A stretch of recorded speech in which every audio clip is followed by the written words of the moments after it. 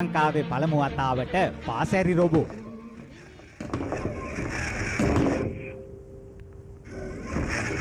Robot සතා නැවතුණා.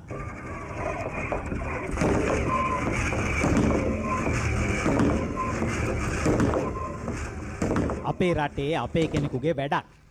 නිර්මාණ ශිල්පියා විවෘත විශ්වවිද්‍යාලයේ මෙකට්‍රොනික්ස් ඉංජිනේරු වංශයේ අධ්‍යාපනය ලබන රකිත බ්‍රිටෝ මෙම රොබෝරුන්ගේ විශේෂත්වය වන්නේ මේ 3D තාක්ෂණය උපයෝගී කරගැනීමෙන් තමයි හැසිරීම සිදු කරන්නේ. ඒ කියන්නේ ලෝකයේ ඕනෑම තැනක සිට හැසිරීමේ හැකියාවක් පවතිනවා. මෙහි ඔළුව සහ වලිගය හැසිරීමේ හැකියාවත් විශේෂ ලක්ෂණයක්. ඊට අමතරව මෙහි රහස්‍ය තොරතුරු රැගෙන යාමේ හැකියාවක් පවතිනවා. මේ රොබෝ සතා පුංචි පුංචි ස්පර්ශයන්ට ප්‍රතිචාර දක්වන හැටි බලන්න.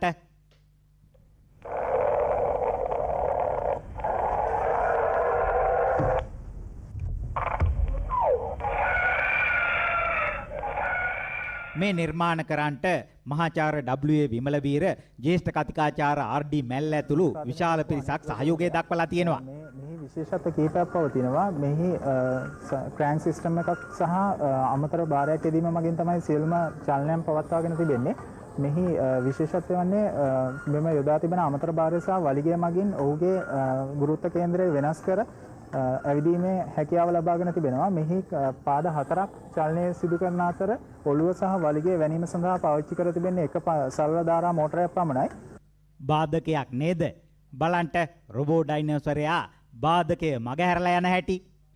ඇවිදින ඩයිනෝසරයන් 3 දෙනෙක් නිර්මාණය කරලා තියෙනවා.